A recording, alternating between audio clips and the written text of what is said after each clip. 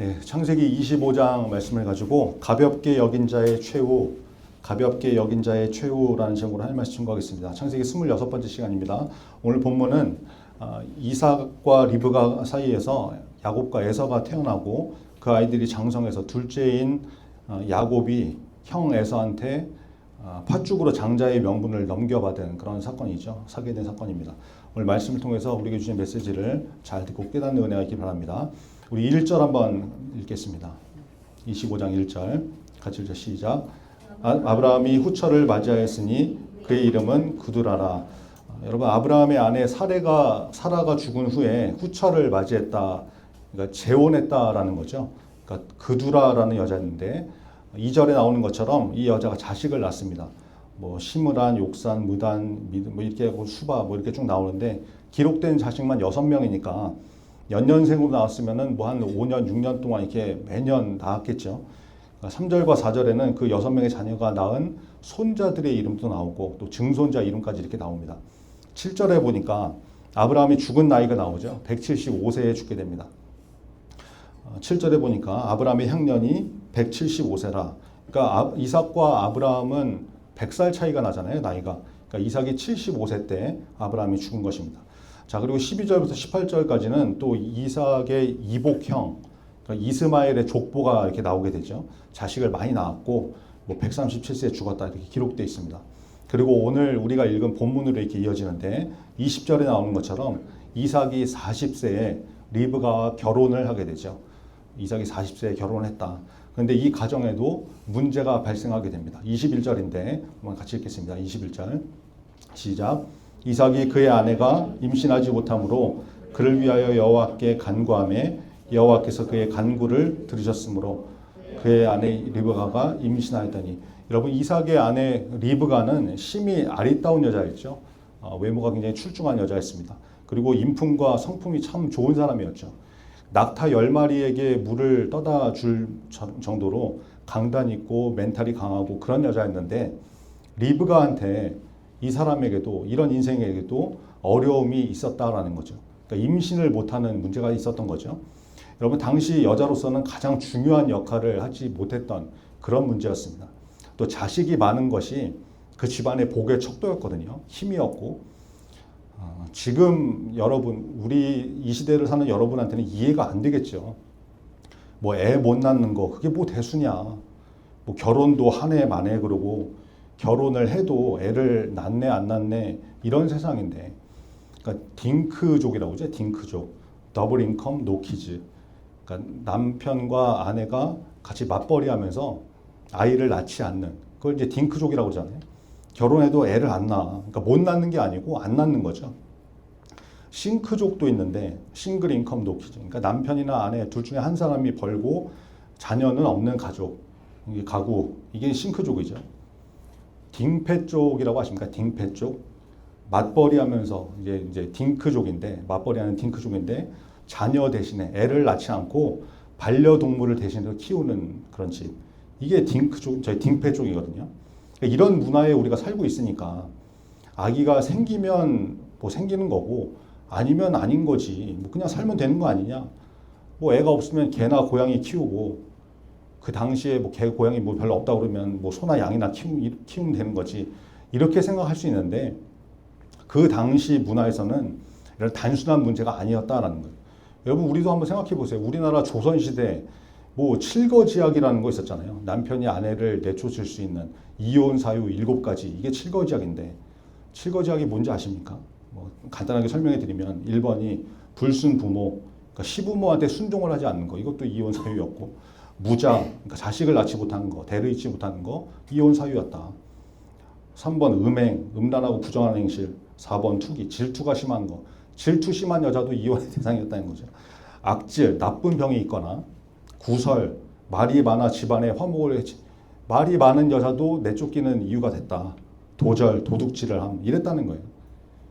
여기 뭐 상당히 많은 분들이 쫓겨날 분들이 많이 있었을 것 같은데 참 좋은 세상에 태어나가지고 참 다행입니다. 이랬다는 거예요. 이랬다는 거. 그러니까 자식을 낳지 못했다는 거, 이게 큰 문제였다는 거죠.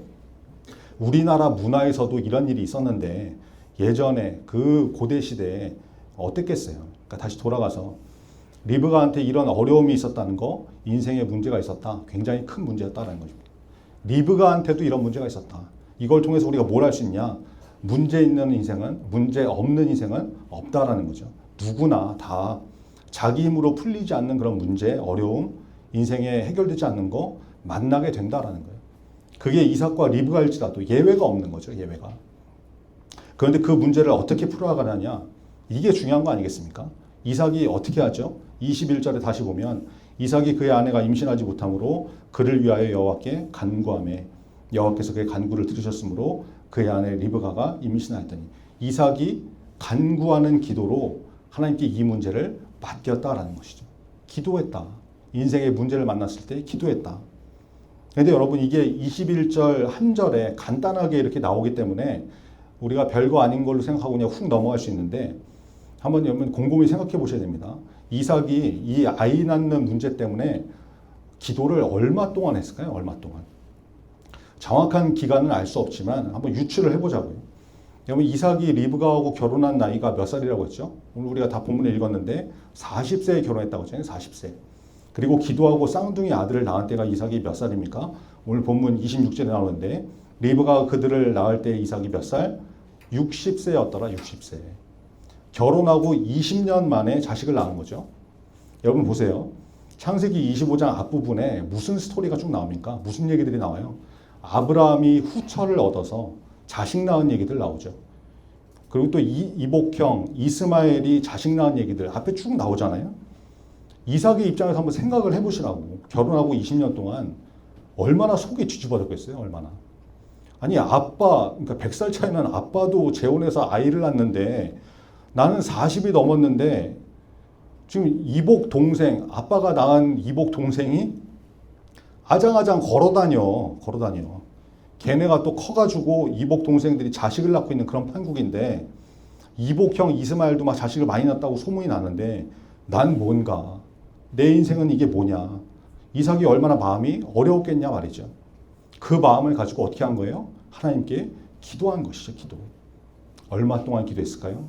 40세에 결혼을 해서 1년, 2년, 3년, 4년 그럴 수도 있지. 임신 안 될 수도 있지. 아니 한 넉넉 잡고 5년 동안은 그냥 기도 안 하고 지냈다고 칩시다. 두고 보면 임신 되겠지 하고 이제 5년이 흘렀어. 근데 본격적으로 결혼 5년 차부터 작정하고 야 이거 임신 안 되는구나. 큰일 났구나. 이렇게 해서 기도를 했다 그러면 거의 15년 만에 응답을 받게 된 것이죠. 15년 동안 기도한 거예요. 15년 동안. 최소. 여러분 이것을 통해서 무엇을 알 수 있습니까? 이삭은 끈질긴 기도의 사람이었다라는 것을 알 수 있죠. 하루 이틀 뭐 기도해보고 응답되고 안 되고 이런 문제가 아니고 몇 년이나 10년도 넘게 동일한 기도를 계속한 사람이었다. 끈질긴 기도의 사람. 응답될 때까지. 그죠? 우리 중고등부도 기도 훈련을 하고 있잖아요. 매일 밤 9시에 1년 365일 하루도 빠지지 않고 기도 제목 보내주고 기도하자고 하고 또 수련회 같은 중요한 일을 앞두고서는 기도문까지 만들어주고 30분 중보기도 하자고 하고 있는데 여러분 기도하고 있습니까? 전사님이 볼 때 상당히 많은 학생들이 별로 관심이 없고 안 하는 것 같아요. 카톡을 보내줘도 일십 그냥 숫자만 없애고 나가고 뭔 얘기를 하는지 내용을 보지도 않고 그러니까 맨날 하는 소리가 그런 게 있었냐 뭐 저런 것도 있냐 어디 있냐 이런 소리하고 무슨 기도를 하자고 계속 얘기하고 있는데 관심도 없고 찬양팀 임원들 여러분 하고 있습니까? 여러분들이라도 하셔야죠. 여러분들 좋은 말로 할 때 하시기 바랍니다. 찬양팀 임원들 중고등부 리더들이 안 하면 누가 하겠어요? 누군가는 하겠지? 천만에. 내가 안 하는데 누가 해? 여러분 리더들이 영적 마지노선 의식을 가지고 내가 안 하면 내 뒤에는 아무도 없다. 이 마음을 가지고 나라도 해야지. 이렇게 해야 뭐가 되는 거지. 내가 안 해도 누군가 하겠지. 네가 해라. 이렇게 나오면 그건 다 끝나는 거죠. 여러분 중고등부 시절에 기도의 훈련을 하도록 계속해서 도와주고 있는데 이 기회를 놓치지 마시고 매일매일 하루하루 기도를 쌓아갈 수 있는 중고등부 되기를 간절히 바랍니다. 여러분 이삭이 그렇게 최소 한 15년 동안 끈질기게 기도를 합니다. 중요한 기도의 자세죠. 기도는 낙심하지 말고 포기하지 말고 응답이 될 때까지 하는 것이다. 여러분 기도의 사람으로 유명한 사람 그러면 떠오르는 사람이 있죠. 조지 뮬러라는 사람이 있는데 19세기 영국의 고아원 사역자였죠. 태어난 곳은 독일인데 그러니까 영국에 사역을 한 거죠.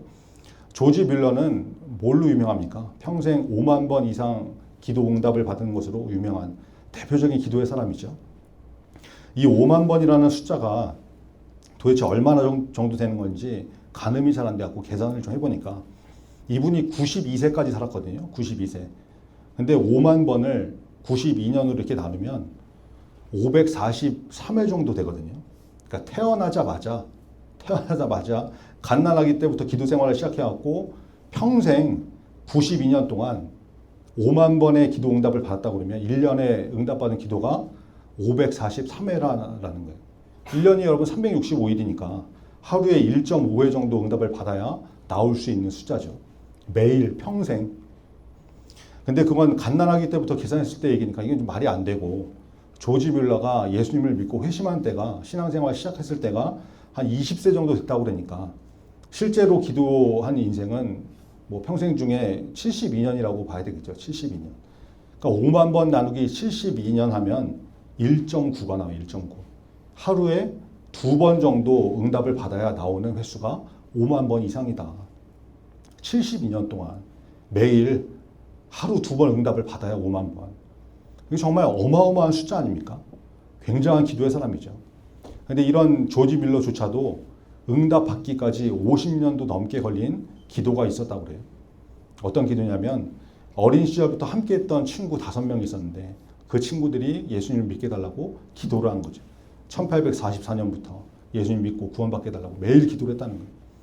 첫 번째 친구는 1년 6개월 만에 예수님을 영접하게 됐고 두 번째 친구는 5년 만에 회심을 하고 돌아왔습니다. 세 번째는 6년 만에 회심을 하고 돌아왔고 그런데 나머지 두 사람은 끝까지 돌아오지 않는 거예요. 끝까지. 계속 기도하는데. 그러니까 사람들이 이제 그만 포기해라. 쟤네들은 아닌가 보다. 라고 할 때 조지 뮬러가 이렇게 대답했다고 그랬죠. 저 사람들은 아직 구원을 받지 못했지만 언젠가 반드시 구원을 받을 것입니다. 왜냐? 내가 기도하고 있으니까요. 끊임없이 기도하고 있으니까요. 포기하지 않고 계속 기도를 하니까 결국 기도를 시작한 지 52년 만에 조지 뮬러가 세상을 떠난 직후에 나머지 두 친구가 예수님을 믿게 됐다고 전해지고 있거든요. 여러분 조지 뮬러의 기도응답 비결을 한마디로 요약하면 포기하지 않는 기도였다는 거죠. 포기하지 않는 기도. 꾸준한 기도. 여러분 이삭과 조지 뮬러를 통해서 기도의 자세를 배울 수 있죠. 기도는 낙심하지 말고 포기하지 않고 응답이 될 때까지 하는 것이다. 이 중요한 기도의 자세를 깨닫고 중고등부 어린 시절부터 기도에 힘쓰는 기도의 사람 되기를 간절히 바랍니다. 자, 기도의 응답으로 이삭과 리브가에게 쌍둥이 아들이 태어나죠.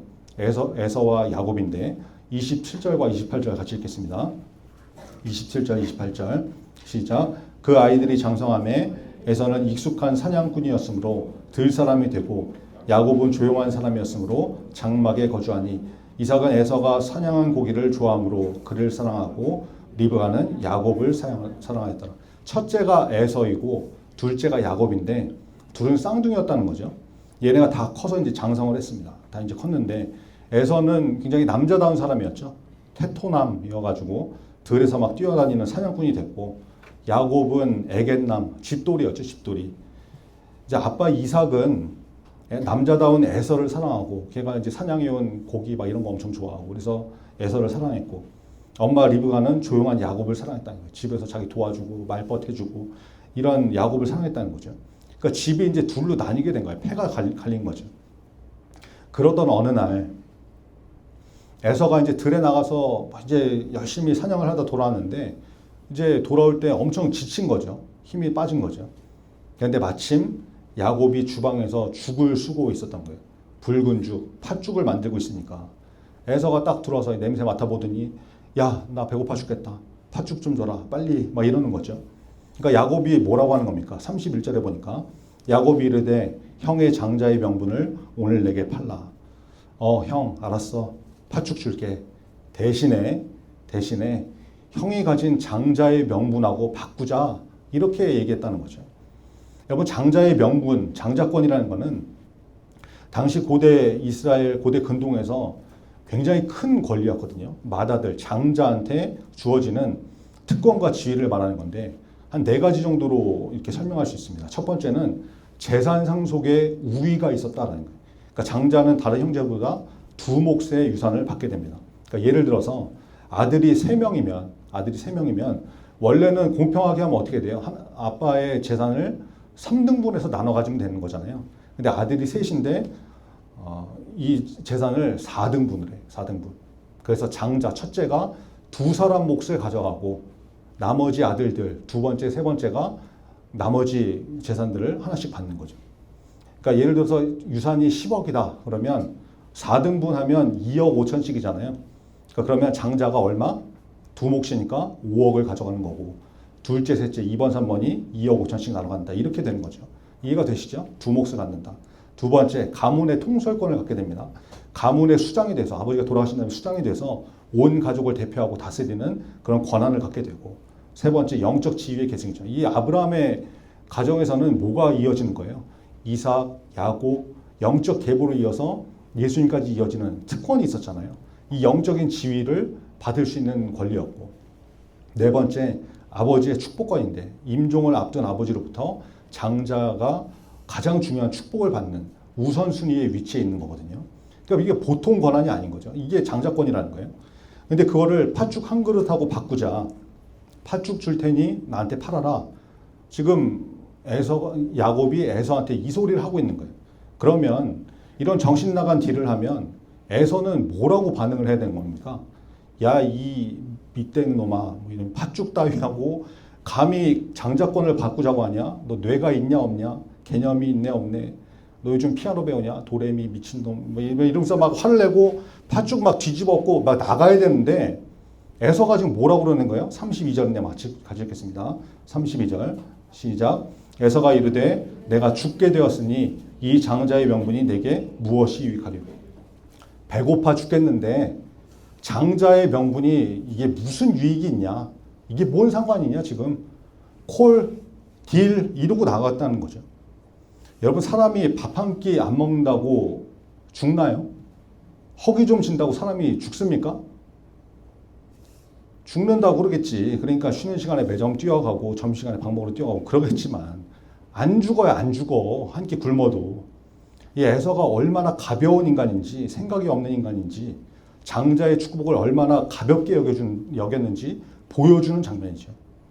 사무엘상 2장 30절 보니까 나를 존중히 여기는 자를 내가 존중히 여기고 나를 멸시하는 자를 내가 경멸하리라. 하나님께서 하신 말씀인데 여러분 장자의 축복을 가볍게 여기는 에서의 이 마음을 하나님이 모르셨겠습니까? 다 알고 계시는 것이죠. 그리고 야곱은 형이 사냥하고 돌아오는 시간에 우연히 팥죽 냄새 펄펄 풍기면서 요리를 하고 형이 팥죽 달라고 할 때 밑도 끝도 없이 생뚱맞게 갑자기 팥죽 줄 테니까 장자권 팔아라. 이 말이 그냥 나온 거겠어요? 그냥? 그럴 리 없죠. 평소에 야곱의 마음에 간절함이 있었으니까 그게 나온 거 아니겠어요?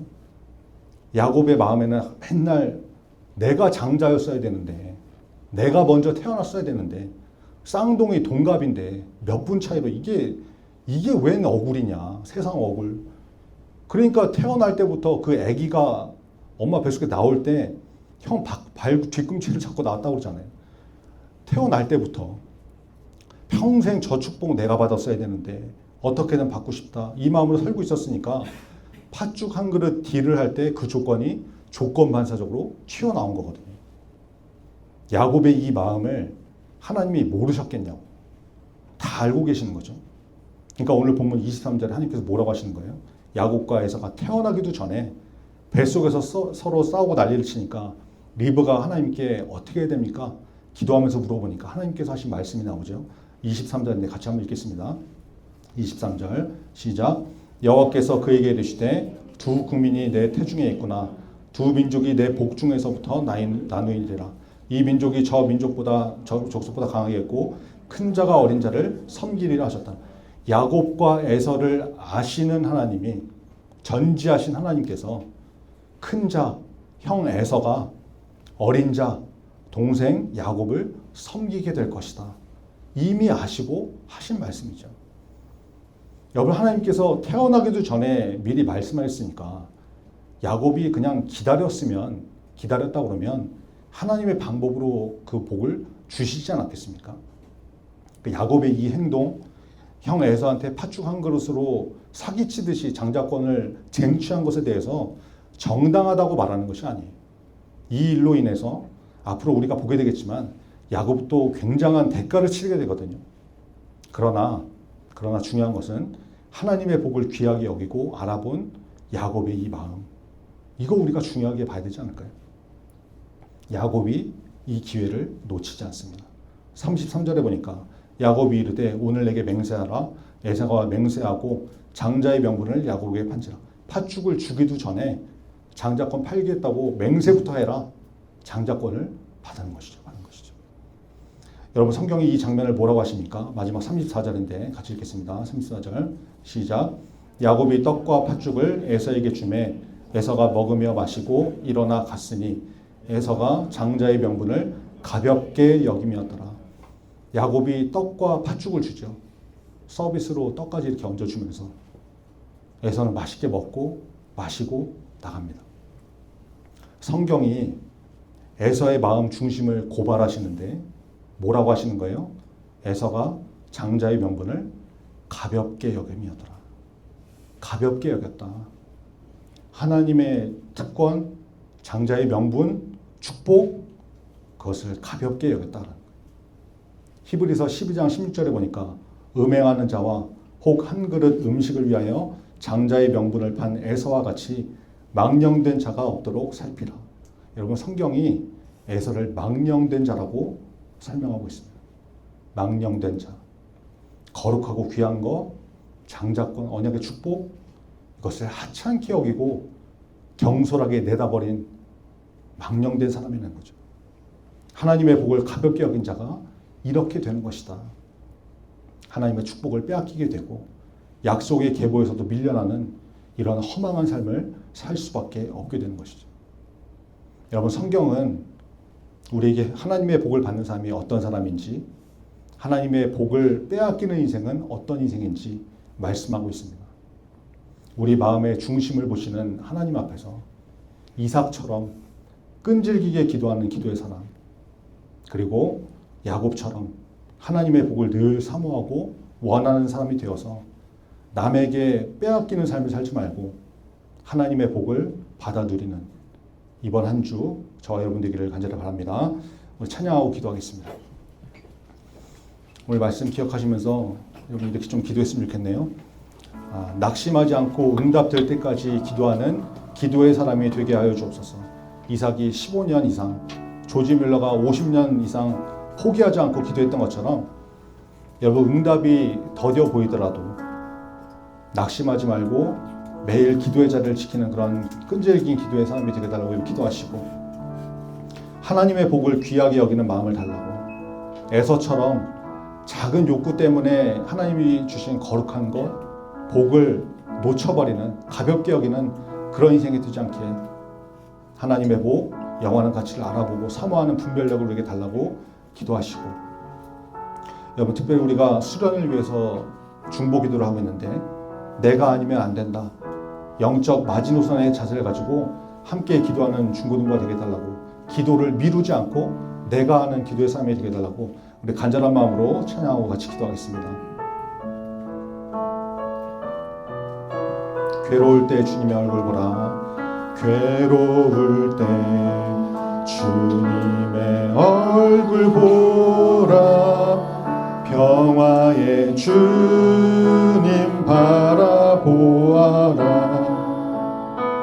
세상에서 시달린 친구들아,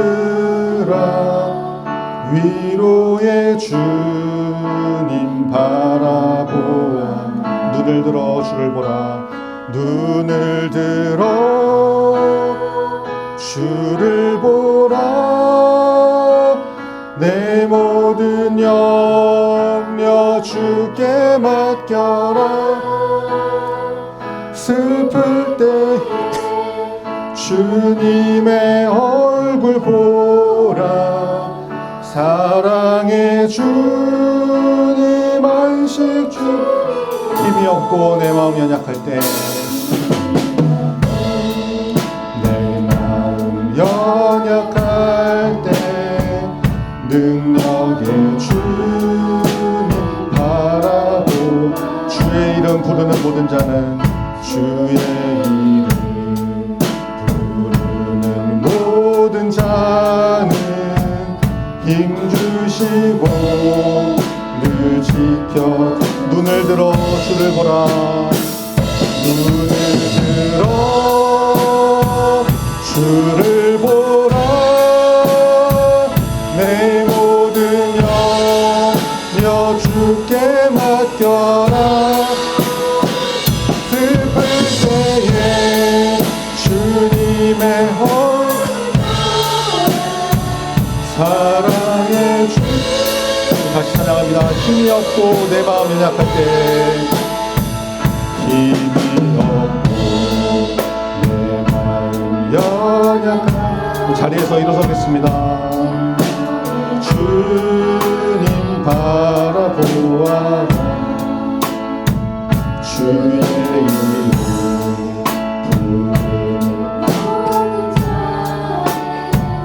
힘 주시고 다시 한번 찬양합니다. 힘이 없고 내 마음 연약할 때 힘이 없고 내 마음 연약할 능력의 주님 바라보아라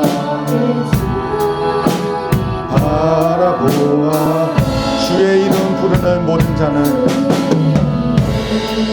부르는 모든 자는 힘 주시고 늘 우리 두 손 들고 찬양합니다. 눈을 들어 주를 보라 눈을 들어 주를 보라 내 모든 영역 주께 맡겨라 슬플 때에 주님의 얼굴 보라 사랑의 주님 눈을 들어 주를 보라 눈을 들어 주를 보라 내 모든 영역 주께 맡겨라 슬플 때에 주님의 얼굴 보라 오늘 말씀 시작하시면서 우리 간절한 마음으로 주여 세 번 부르고 기도하겠습니다. 주여 주여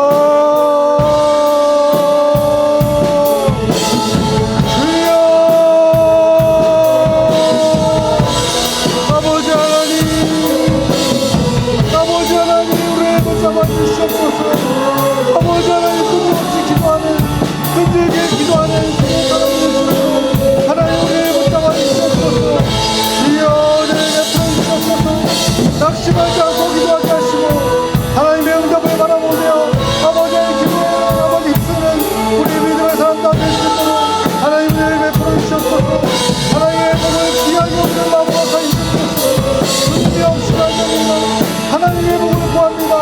아버지 하나님 마음으로 살아갈 수 있는 우리 주공이 될 수 있도록 아버지여 붙잡아 주시옵소서 하늘의 복을 사모하는 자가 되게 하여 주시옵소서 주여 은혜를 베풀어 주시옵소서 아버지여 수련에서 기도하고 있습니다. 함께 기도하게 하시고 기도에 동참하게 하시고 아버지 하나님 내가 믿어 서지 않는 기도 삶이 되겠다고 발전하는 우리 주공이 다 될 수 있도록 하나님 은혜를 베풀어 주시옵소서 주여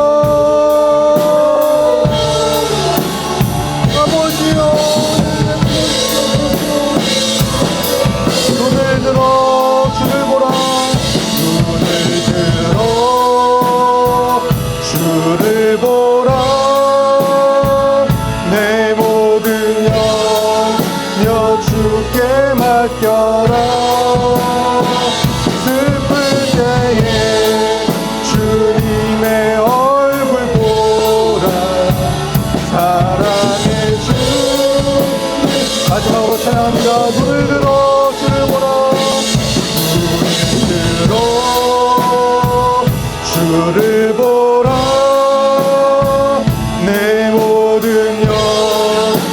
하여 주께 맡겨라. 슬플 때에 주님의 얼굴 보라. 사랑의 주님 안식 주리라. 아버지 하나님 감사합니다. 오늘 말씀을 통해서 끈질기게 기도한 이삭을 발견합니다. 응답이 더디더라도 포기하거나 낙심하지 않고 응답이 될 때까지 끈질기게 기도하는 기도의 사람 되게 하여 주옵소서. 특별히 우리 중고등부가 어린 시절부터 시간을 정해 기도하는 기도의 훈련이 된 기도의 사람 되게 하여 주시옵소서. 하나님께서 응답하시는 것을 눈으로 보게 하시고 체험하는 은혜를 경험하게 하여 주옵소서. 에서처럼 하나님의 복을 가볍게 여기는 자가 되지 않게 하시고 정말 귀한 것이 무엇인지 사모하고 분별하는 야곱처럼 하나님의 복을 구하는 믿음의 사람 다 되게 하여 주옵소서. 그래서 이번 한 주 기도에 힘쓰게 하시고 하나님께서 부어주시는 은혜와 복을 충만하게 받아 누리는 저와 우리 모두가 되게 하여 주옵소서. 예수 그리스도의 이름으로 기도합니다. 아멘. 하늘에 계신